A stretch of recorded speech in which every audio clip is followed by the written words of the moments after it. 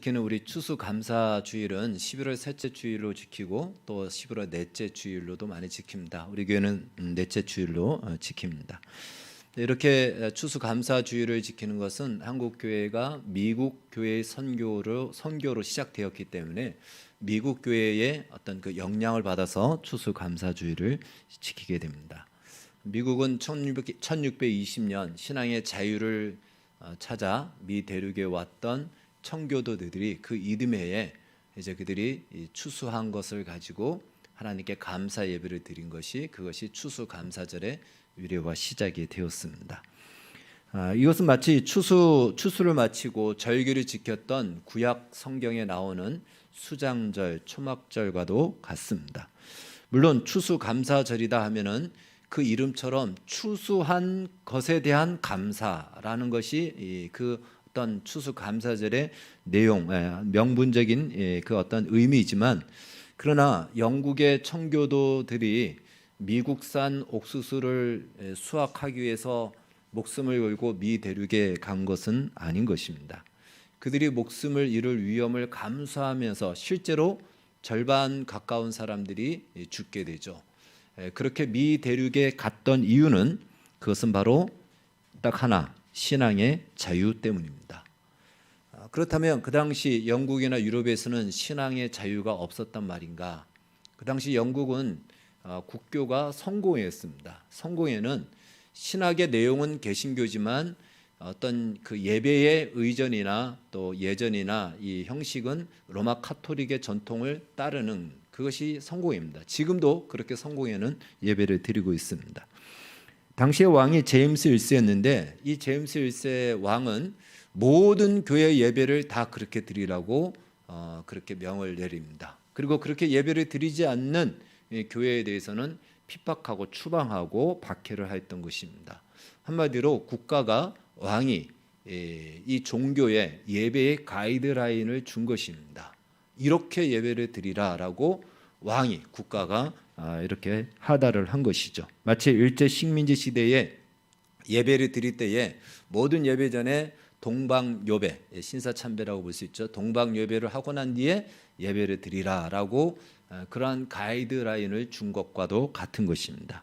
그러나 그것은 우리 신앙의 양심과 또 우리의 자유에 반하는 것이기 때문에 그 예배는 하나님이 온전하게 받으시기에 우리가 확증할 수도 없고, 또 우리의 마음도 하나님 앞에 온전하게 하나님만이 예배의 대상으로 이렇게 섬길 수 없는 그러한 제한이 있다 보니까 그들이 그 신앙의 자유를 찾아 미국 땅으로 가게 된 것입니다. 따라서 이 추수감사절은 추수에 대한 감사의 그 의미가 당연히 포함되어 있겠지만, 하나님 앞에 마음껏 예배할 수 있는 신앙의 자유를 가진 것에 대한 감사가 이 추수감사의 더 메인적인 내용이고 더 근본적인 내용인 것입니다. 근데 그들이 신앙의 자유를 가진 땅에 도착했다라는 증거가 무엇일까요? 바로 거기서 난 곡식, 거기서 난 옥수수, 요즘식으로 얘기한다면 Made in USA, 산으로 옥수수를 가져오고 이 곡식을 가져와서 하나님 앞에 보이면서 우리가 신앙의 자유를 찾아 왔던 이 땅에서 이 곡식으로 하나님이 우리를 인도해 주신 증거입니다라는 신앙의 고백을 한 것이 바로 추수감사주일입니다. 그런데 성경은 사실 이것을 본래 추수감사의 의미로 말씀하고 있습니다. 이미 구약에는 절기에 보면은 초막절, 수장절이 추수감사절의 기원이 되는데, 신명기 26장에서는 이렇게 이 추수감사 때 이 곡식에 대해서 이렇게 말씀을 합니다. 거기에 10절만 한번 보면요, 이렇게 같이 한번 읽겠습니다. 시작. 여호와여, 이제 내가 주께서 내게 주신 토지 소산의 만물을 가져왔나이다 하고 너는 그것을 내 하나님 여호와 앞에 두고 내 하나님 여호와 앞에 경배할 것이며. 자, 저게 말씀에 무엇이라고 하냐면 하나님이 내게 주신 토지 소산의 만물을 가져왔나이다 이겁니다. 그러니까 하나님께서 우리를 가나안 땅으로 인도하셨는데 가나안 땅에 왔다라는 증거가 가나안산 곡식을 가져오면 그것이 증거가 되는 것이죠. 그래서 추수감사절, 미국 이 청교도들이 지켰던 것도 같은 의미라는 것입니다. 즉 감사란 무엇이냐?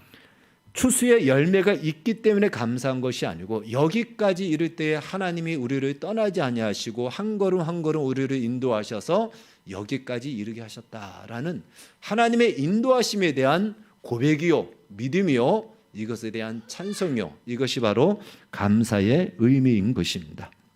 특히 청교도들이 지켰던 그 감사는요, 금방도 말씀드렸듯이 하나님을 마음껏 예배할 수 있는 신앙의 자유에 대한 그 증거로서 그 땅에 이른 것에 대한 감사이죠.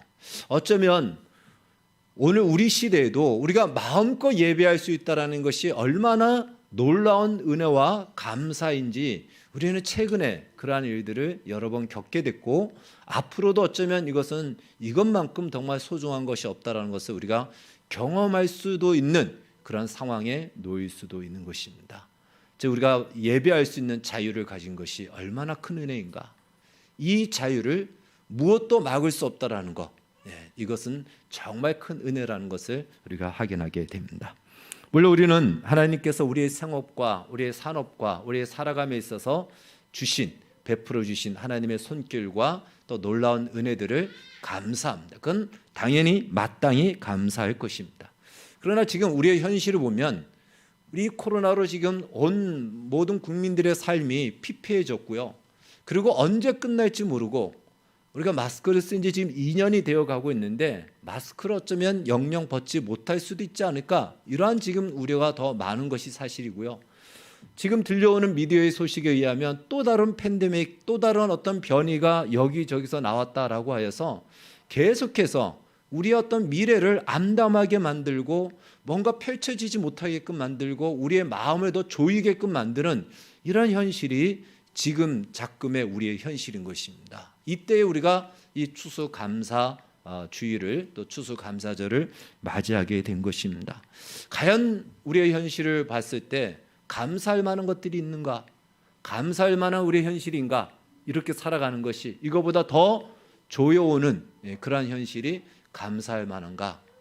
그런 와중에도 그럼에도 불구하고 감사를 하는 신앙, 바로 이런 신앙을 가진 자를 히브리서에서는 세상이 감당치 못한다라고 말하고 있습니다. 여러분, 우리의 상황과 환경과 상관없이 하나님 앞에 감사할 수 있는 세상에 감당치 못할 하나님의 사람들이 되기를 주의 이름으로 축원합니다. 오늘 본문은 이러한 감사의 본질에 대해서, 정말 우리가 감사해야 될 것이 무엇인가에 대해서 말씀해주고 가르쳐주고 있습니다. 우리가 지금 빌립보서는요, 빌립보서, 에베소서, 골로새서, 빌레몬서에서 4개의 바울의 옥중서신이라 해서 감옥에서 쓴 편지다라고 하고 있습니다. 감옥 안은 지금이나 그때나 그리 유쾌한 곳은 아닙니다. 그 당시에는 더더욱 그 환경적으로도 불비하였고 여러 가지로 더 어렵고 힘든 그 상태와 또 상황이 감옥 아니었습니다. 그런데 바울은 그 안에서 이 오늘 우리에게 주신 말씀처럼 기뻐하라, 감사하라, 관용하라 라는 이러한 말씀을 주고 있다는 것이에요. 그냥 이거 이상적으로 지금 말하는 것이 아닌가, 이런 마음이 들기도 합니다. 결코 그 상황 속에서 받아들이기 어려운 단어, 어쩌면 코로나로 피폐해진 오늘 이 현실을 살아가는 우리에게 어려운 그러한 어떤 단어, 오늘 본문에서 몇 가지를 우리에게 주고 있죠. 기뻐하라, 간용하라, 그리고 감사함으로 너희 구할 것을 하나님께 아뢰라. 이런 말씀을 우리에게 주고 있다는 것입니다. 이 말씀은 마치 데살로니가전서 5장 16절 이하에 있는 우리가 잘 알고 있는 항상 기뻐하라, 쉬지 말고 기도하라, 범사에 감사하라 라는 말씀과 짝을 이루는 것과 같습니다. 그럼 어떻게 기뻐할 수 있고 항상 기뻐할 수 있고 쉬지 않고 기도할 수 있으며 범사에 감사할 수 있을까요? 우리에게 초인이 되라는 것일까요?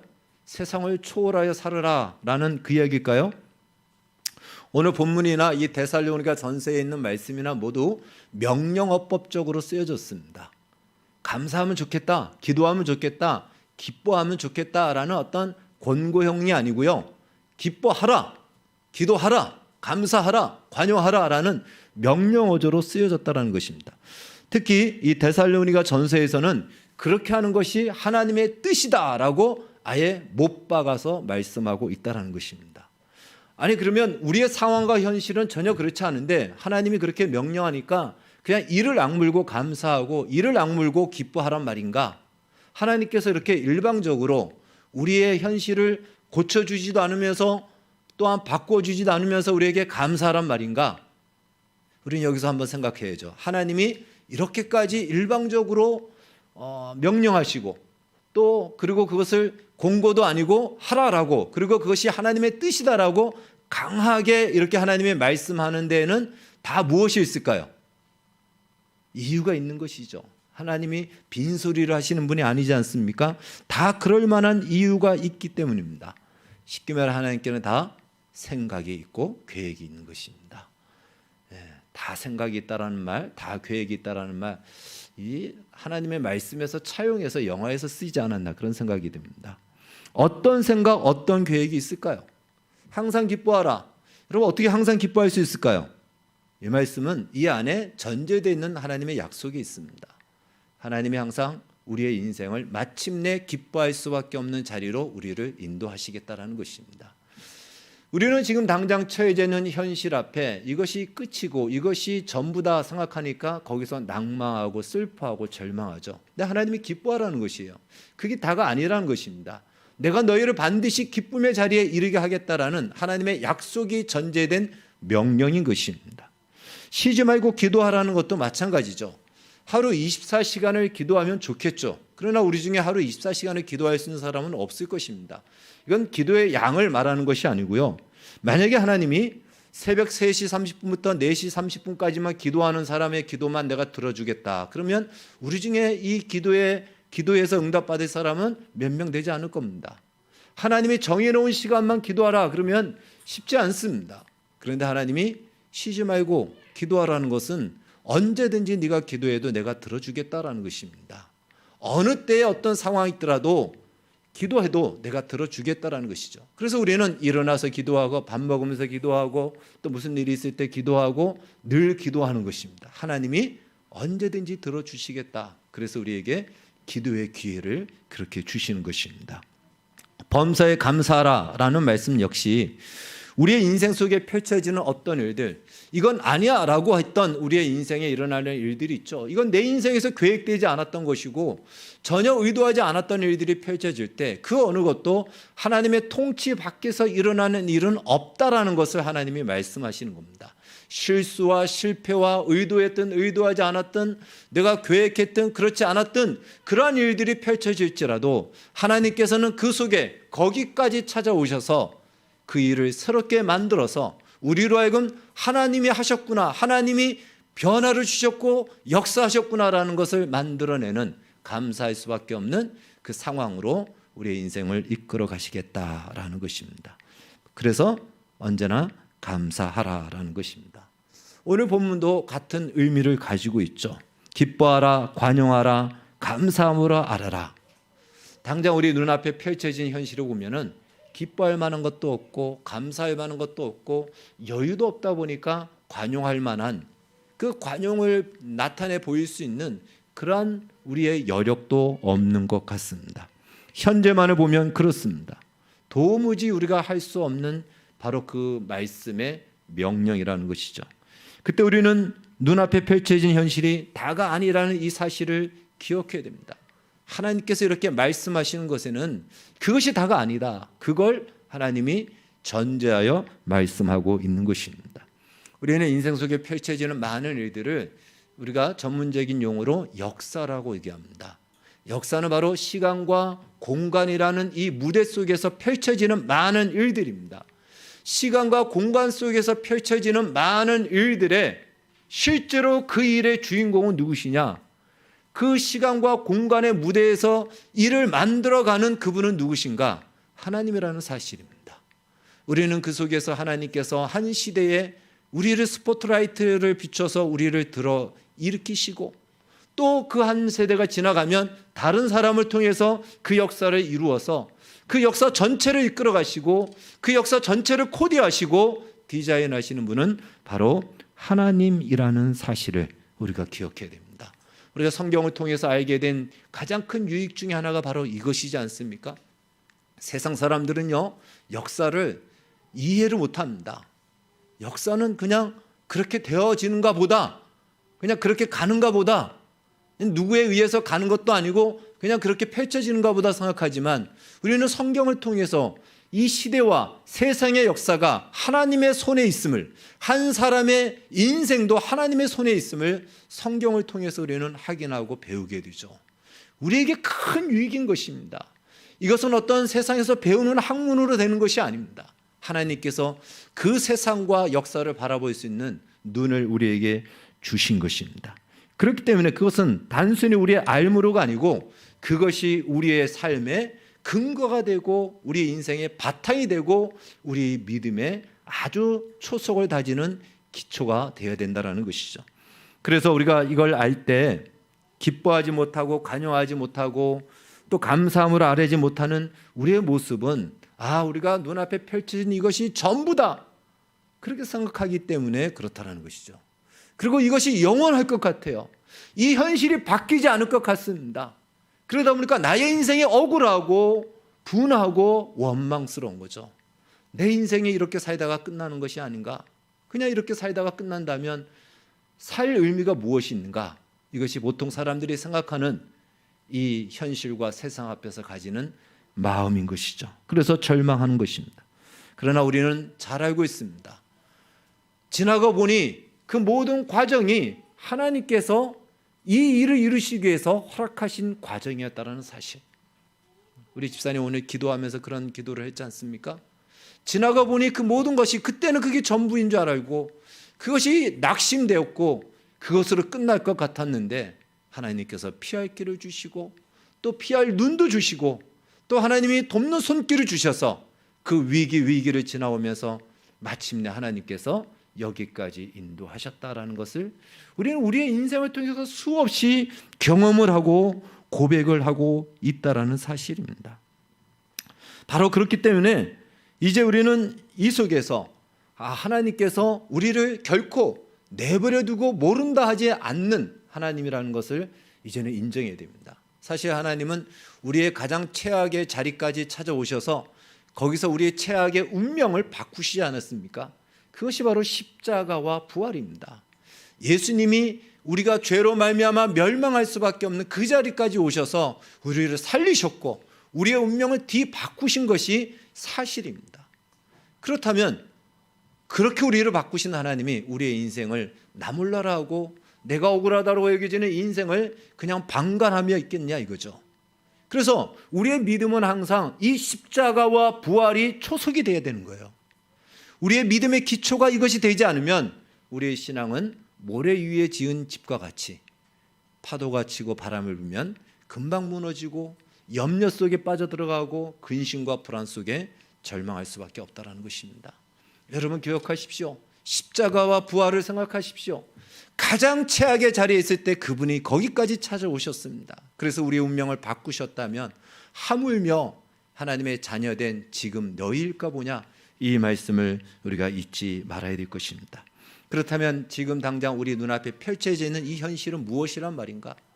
이 코로나로 말미암아, 이 팬데믹으로 말미암아 우리의 인생과 특별히 정말 가장 안타까운 것은요, 우리 다음 세대들, 지금 자라나는 아이들은 마스크가 인생의 하나의 그냥 자기 몸과 같이 되어버렸다는 것입니다. 비정상을 정상으로 알고 자라간다는 것이에요. 굉장히 안타까운 현실입니다. 바로 그런 현실이 펼쳐진 이 현실은 과연 무엇인가? 여기 앞에 있는 TV가 만약에 고장난다면 아무리 전문가라도요, 이것을 고치는 데는 시간이 걸리죠. 저것을 분리하고 분해하고 테스트해서 어디가 고장난지 알고 그 부품을 갈아 끼우던가 아니면 다시 그것을 고치던가 시간이 걸립니다. 하나의 기계도 어떤 고장이 나면 시간이 걸리는데 우리 인생을 살아가면서 우리에게 어떤 문제가 발생하게 된다면 이런 현실적인 어떤 펼쳐져 있는 나의 개인적이고 우리 공개적인 모두에게 주어지는 문제가 펼쳐질 때 우리는 거기서 그 문제로 인하여서 상처도 받기도 하고 충격을 받기도 하죠. 그래서 문제는 어쩌면 해결할 수도 있을 것입니다. 배가 고픈 문제가 밥을 먹으면 해결이 되겠죠. 그러나 우리 사람은 단순히 문제가 해결이 된다고 해서 끝날 문제가 아니고 그 문제로 인하여 받았던 충격이나 아픔이 그 트라우마가 치료되기 위해서는 수십 년 어쩌면 평생의 시간이 걸릴 수도 있습니다. 다른 말로 사람은요, 시간과 공간이라는 이러한 시간이 필요한 존재지, 이런 것 없이 고쳐진다고 해서 한 번만에 문제가 해결이 된다고 해서 우리의 모든 인생의 마음과 정신과 생각까지도 다 바뀌지 않는다라는 것입니다. 이것이 우리 인간의 유한성이다라고 볼 수 있습니다. 물론 하나님은 시간과 공간을 초월해 계십니다. 그러나 인간은 그럴 수 없죠. 우리가 절망에 빠지는 것도 당장 이 문제 아니겠습니까? 나의 이 현실에서 내가 벗어나고 싶어. 그래서 이 시간을 뒤로 바꿀 수 있으면, 옛날로 돌아갈 수 있으면 내가 바꿔버릴 텐데, 근데 우리는 그럴 수 없다라는 것이에요. 그것이 우리의 한계예요. 우리의 유한성입니다. 우리는 시간을 초월할 수 없기 때문에, 내가 이 장소가 아닌 내가 좋아하는 그 장소에 가고 싶은데 갈 수 없는 한계 때문에 우리는 그 현실 앞에 절망하기도 하고 낙심하기도 합니다. 그래서 사람들은 이런 한계를 뛰어넘는 그러한 마블 영화를 통해서 대리만족을 느끼는 거죠. 어떤 초인적인 능력의 힘을 발휘하고 장소의 공간을 그냥 뛰어넘는 이러한 존재를 만들어서 대리만족을 느끼는 겁니다. 나도 저러고 싶고, 저러면 내가 정말 행복할 것 같고 뭔가 이룰 것 같고, 그러한 마음을 가지게 되는 것입니다. 분명한 것은 인간은 시간과 공간의 한계 속에 있다는 사실입니다. 그러나 이 한계가 오히려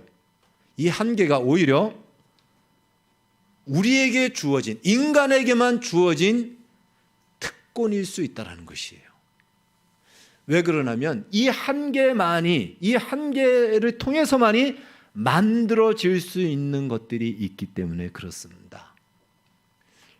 예를 들어서 축구 경기를 보면요, 우리 축구는 다 아시다시피 각 팀이 골키퍼를 포함해서 11명씩만 이 선수로 구성이 됩니다. 그리고 축구에는 규칙이 있죠. 라인이 있습니다. 그 라인 안에서 운동을 해야 되고 공은 하나입니다. 그래서 이러한 규칙을 가지고 11명이 서로 경기를 하는 것입니다. 라인을 넘어가면 파울이고요, 또 손으로 공을 잡으면 그것도 파울입니다. 이런 규칙을 따라서 이제 제한된 인원 가지고, 제한된 시간을 가지고, 제한된 장소에서 경기를 하려고 하니 감독이 전술을 만들고 전략을 만들고 선수들마다의 독특한 각자의 기량에 따라서 또한 포지션을 배치합니다. 그래서 이제 경기를 하는 겁니다. 경기를 하다 보면은 이 전략과 전술대로 잘 맞아 들어가면은, 그래서 어떤 세트 피스나 패스하고 패스해서 골을 넣고 하는 이 전술이 잘 맞으면은 축구도 거의 스포츠가 아니고 예술의 경지에 이를 정도로 환희에 차게 되죠. 그것은요, 그런 규칙이 있기 때문에 만들어낼 수 있는 아름다운 것입니다. 근데 만약에 이런 규칙이 없어요, 누구든지 다 와서 축구한다 그러면 엄청나게 사람들이 다 경기장에 들어오고 손으로 공을 막 만져도 되고 공도 있는 대로 다 가져와라 그러면 그냥 수백 개의 공을 가지고 와서 하고, 라인도 없습니다. 골대 뒤에서도 막 하고, 이건 경기입니까? 경기가 아니죠. 완전히 아수라장이죠. 거기서 어떤 아름다움이 있고 어떤 예술적인 모습이 나오겠습니까? 그렇지 않다라는 것이에요. 한계가 있고 규정이 있고 제한이 있다는 것은 그것 때문에 뭔가 우리가 자유롭지 못한 것 같지만, 그것 때문에 내 인생이 뭔가 불편한 것 같지만, 거기서만 만들어낼 수 있는 멋진 아름다움이 있다는 것입니다. 놀라운 어떤 실력을 뿜어낼 수 있는 그러한 기량과 그 실력이 향상될 수 있는 기준이 된다는 것입니다. 다른 말로 하나님께서 우리를 괴롭히기 위해서 우리의 어떤 한계를 주신 것이 아니라는 거예요. 시간과 공간이라는 이 한계를 우리를 괴롭히기 위해서 주신 것이 아니라, 우리가 생각하기에 그래 저렇게 사는 것이야말로 가장 아름다운 인생이야. 노래에도 그런 가사가 있지 않습니까? 꽃보다 아름다운 사람. 무엇이 꽃보다 아름답나 이거죠. 얼마나 많이 이 시대에 짐승보다 못한 인간들이 많이 있는데, 정말 사람의 사람됨을 나타낼 수 있는 그 한계, 과연 그것을 어디서 만들어낼 수 있는가? 그것은 바로 우리의 한계 속에서, 이 시간과 공간의 한계 속에서, 우리의 유한성 속에서 하나님은 만들어낸다는 것입니다. 그래서 하나님은요, 우리에게 그 경기를 하라는 것입니다. 선수를 뛰라는 것입니다. 그런데 우리는 그 제한 속에서 그런 한계를 경험하면서 나에게 이 펼쳐지는 이 한계 때문에 나는 경기하지 않겠다 하고는 경기장 밖을 나가서 감독하겠다라고 하고 관중석에 앉으려고 한다는 것이죠. 그래서 이래라 저래라 말하고 혹은 박수치고 이 정도에서 머무는 인생으로 우리는 살려고 한다는 것입니다. 하나님께서는 우리에게 경기를 뛰라는 것입니다. 2010년 남아공 월드컵 때 그때 북한이 월드컵에 출전하게 돼서 브라질과의 경기를 하는 중에 이제 그 시작할 때 정대세 선수라고 조청년계인데 이제 국적이 우리 한국 국적이면서도 북한 국적입니다. 그 선수가 북한 대표로 뛰면서 눈물을 흘렸어요. 그래서 우리는 그때 얼핏 봤을 때는 야, 북한이 보통 조국에 대한 충성심 때문에 막 눈물을 흘리니까 그런 줄 알았는데 그 선수가 나중에 인터뷰할 때 그렇게 얘기했습니다. 축구 선수로서 월드컵에 섰다라는 이 감격과 이 영광 때문에 눈물을 흘렸다라는 것입니다. 맞습니다. 여러분 축구 선수로서 최고는 최고의 실력을 겨루는 월드컵에 출전하는 것은 이기고 지는 문제를 뛰어넘어 그 선수의 평생의 영광이고 명예인 것입니다. 우리 앞에 펼쳐진 우리의 현실, 비록 이 코로나로 인해서 피폐해지고 또 우리 현실 앞에 지금 내가 손에 잡은 것도 없는 것 같고 앞으로도 막막하고 막연한 것 같지만 그것이 우리 마치 경기장의 현실과 똑같다라는 것이죠. 그러나 그 현실을 띄고 그 현실에 참여하는 것 자체가 우리에게는 명예이고 영광이라는 것입니다. 그 현실을 신앙으로 현실을 살아내는 것입니다. 근데 너무 힘들다고 나에게로 문제가 해결이 되지 않는다고 해서 경기를 포기하고 우리는 벗어나려고 하는데 그러지 말라라는 것입니다. 우리는 거기서 잘못된 선택을 함으로 혹독한 책임을 지는 경험도 하게 될 것입니다. 실패하고 실수함으로 말미암아 내 인생에 굉장히 어려운 겨울과 같은 그러한 시련을 보낼 때도 있습니다. 그것을 통해서 우리는 인생의 선택이 얼마나 중요하고 무엇이 소중한지를 비로소 거기서 배우면서 믿음으로 신앙으로 살아낸다는 것이 무엇인지 우리는 거기서 훈련하고 경험하게 되는 것입니다. 사실 우리의 경기는요 이미 정해져 있습니다. 이미 우리는 승리하였습니다. 예수께서 이미 승리하셨고 그 승리의 영광의 시간이 지금 가까워지고 있다는 것입니다. 우리는 우리의 현실의 문제를 해결하는 것이 급선무지만 하나님께서는 우리가 이 경기가 끝나고 마지막 시상식에 그 시상식에 메달을 목에 거는 우리를 그 영광스러운 메달을 목에 거는 그 명예를 가진 그 자리에 우리가 서는 것이 하나님의 관심입니다. 그래서 우리에게 이 현실을 신앙으로 살아내라고 어렵고 힘들지만 버텨내라고 항상 기뻐하라고 간용하고 감사하라고 우리에게 격려하시는 겁니다. 그 삶을 살아내라는 것입니다. 자신 있게 이걸 살 수 있는 사람은 아무도 없습니다. 사도 바울도 마찬가지예요. 바울도 고린도후서 11장에 보면은 내가 눌리는 일이 하나 있으니 늘 교회를 향한 염려의 마음이 나를 늘 눌린다고 했습니다. 우리는 염려하지 않는 사람이 아닙니다. 염려합니다. 그리스도인이라고서 염려하지 않는 사람이 아닙니다. 그러나 우리는 염려하지만 염려를 끝내지 않고 그것을 하나님이 이루실 것을 믿고 감사함으로 기도하는 자리까지 나아가는 것입니다. 승리의 약속은 우리에게 있지만 우리의 현실은 그렇지 않다라는 것이죠. 그래서 우리가 고민하고 딜레마에 빠집니다. 하나님이 이것을 잘 아셔서 오늘 이런 약속을 주십니다. 기뻐하고 관용하고 감사함으로 아뢰라. 그리하면 하나님의 평강이 너희 마음과 생각을 지키시리라. 여러분, 하나님께서 우리에게 주신 약속은 무엇이냐면 당장 우리의 현실을 바꿔주겠다, 내 기도에 응답해 주겠다라고 하시지 않았습니다. 대신 분명한 약속을 주신 것은 하나님의 평강이 너희를 지킬 것이다, 이 약속을 주셨습니다. 왜 응답을 주시지 않을까요? 하나님은 우리의 응답조차도 우리를 보호하고 우리를 유익하게 하고 그 응답이 오히려 우리의 화가 되지 않도록 때를 따라서 그 수준에 맞춰서 주시기 위해서 응답을 지금 주시지 않는 것입니다. 우리는 그렇게 이해됩니다. 왜 응답을 하시지 않을까요? 응답하고 난 뒤에 그것이 오히려 화가 되고 함정이 되고 화근이 되어서 더 큰 무너짐으로 넘어짐으로 작용할 수 있기 때문에 하나님께서는 우리를 키우시는 거죠. 그 응답을 받아도 견딜 수 있고 그것이 유익이 되도록 그때까지 하나님이 주신 약속은 무엇입니까? 평강입니다. 하나님의 평강입니다. 이 평강이란 다른 말로 그냥 근심 걱정도 없다, 언제든지 마음이 편하다 이 얘기가 아닙니다. 그것이 아니고 우리의 현실의 문제 앞에 우리는 그것으로 절망하고 끝내고 포기하는 것으로 우리는 끝나지 않는다라는 것이에요. 하나님의 평강이 우리를 지킴으로 하나님을 기대하게 하고 소망하게 하고 의지하게 함으로 그 현실을 버텨내고 견뎌내게 한다는 것입니다. 그래서 저는 이렇게 표현하고 싶습니다. 버텨내는 거예요. 버텨내는 겁니다. 여러분, 우리의 신앙의 현실은 버텨내는 것이 자신 있게 나를 따르라라고 하면서 갈 수 있는 사람은 혹간이 있을 수 있겠지만 많지 않습니다. 대부분은 더 이상 물러갈 수 없기 때문에 앞으로도 나갈 수는 없겠지만 그러나 뒤로 떠나갈 수 없으니까 이 마지노선의 믿음을 지키기 위해서 이 믿음을 지켜내고 믿음의 자리를 지켜내는 겁니다. 그것이 그리스도의 평강이 우리와 함께하는 것이고 그 평강이 한 걸음 한 걸음 우리로 하여금 하나님을 소망하고 기대하는 자리로 그리고 하나님의 뜻을 쫓아 나아가는 자리로 우리를 인도하신다는 것입니다. 그럴 수 있는 이유가 무엇일까요? 바로 하나님께서만이 역사의 주관자가 되신다는 사실을 믿기 때문에 그렇습니다. 그것을 우리가 믿기 때문에 그 믿음이 있기 때문에 현실을 감수할 수 있는 것입니다.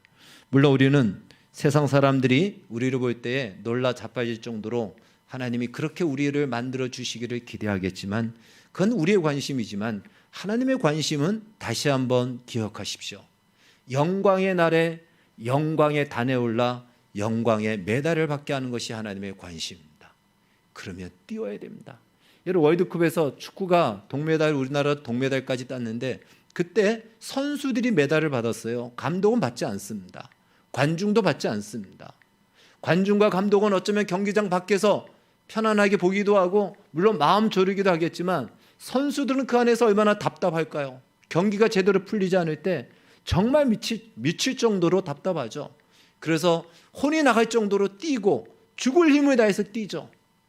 바로 그에게 메달이 주어지는 것입니다. 우리에게 힘들고 어렵지만 이 현실을 믿음을 가지고 그냥 사는 것이 아니고 세상 사람도 그냥 사는데 우리는 믿음을 가지고 하나님의 말씀대로 하나님이 우리를 기뻐하는 자리로 인도하실 거야. 하나님이 하시고 승리하실 거야. 이미 확정된 약속을 가졌기 때문에 여유를 가지고 조금 더 여유를 가지고 살아가는 것이 관용이죠. 넉넉하게 봐줄 수 있는 것입니다. 그리고 감사할 수 있는 것입니다. 그렇게 뛴 우리의 1분이라도 그렇게 뛰었다면 그 선수는 메달을 받죠. 하나님 우리 모두가 그 영광의 메달을 받는 그 자리에 우리 모두가 서기를 그것이 하나님이 원하시는 하나님의 관심인 것입니다. 세상에서도 기쁨과 감사가 어디서 올까요? 내가 원하는 것을 가지면 기뻐할까요? 잠시는 그렇습니다. 내가 다른 사람보다 나아진 자리에 있으면 기뻐할까요? 잠시는 그렇습니다. 없는 것이 있으면 감사하죠. 그러나 조금 더 시간이 지나면 그것은 당연한 것으로 받아들여요. 더 이상 기쁨의 근원도 되지 않고 감사도 되지 않습니다. 영원한 기쁨과 감사의 근원은 우리를 위해서 하나님이 그 아들 예수를 보내주셨다라는 이것은 두고 우리가 곱씹고 곱씹어도 기뻐할 수밖에 없고 감사할 수밖에 없고 이것을 확신한다면 관용할 수밖에 없는 그 능력이 샘솟듯 그 안에서 우리에게 부어진다는 사실입니다. 바로 그것이 우리의 기쁨의 근원이 되는 것입니다. 2021년 추수감사절을 맞아 우리의 현실은 비록 녹록지 않은 현실입니다. 코로나로 인해서 실제로 우리의 삶이 이제 모든 희망을 다 버려야 될 수도 있는 그런 현실이지만 여전히 하나님의 평강이 우리와 함께하고 하나님이 여전히 이 세상을 통치하시고 일하시고 계신다라는 이 사실을 믿으시고 이 안에서 기뻐하고 관용하고 무엇이든지 우리가 믿음으로 살기를 힘써 살아갈 때 그것이 우리의 영광이 될 것이며 그 영광은 나중에 그 메달로서 하나님께서 주실 것입니다. 이 소망으로 믿음과 소망을 잃어버리지 않고 살아가는 2021년 추수감사절과 남은 우리의 인생이 되기를 주의 이름으로 축원합니다. 기도하겠습니다. 하나님 아버지 감사합니다. 하나님, 우리의 눈앞에 보여지는 현실은 참으로 답답하고 우리 인생에 일찍이 경험해 보지 못한 이 막막함으로 살아가는 현실이지만 여전히 하나님의 평강이 우리를 지키고 있으며 우리와 함께 하시며 영광의 그 자리에 우리를 세우실 것입니다. 그래서 우리는 하나님 때문에 감사할 수 있고 기뻐할 수 있고 관용할 수가 있습니다. 기도할 수가 있습니다. 단순히 명분이 아니고 말이 아닌 우리의 삶으로 이것을 살아내게 하여 주시옵소서. 예수님의 이름으로 기도하옵나이다. 아멘.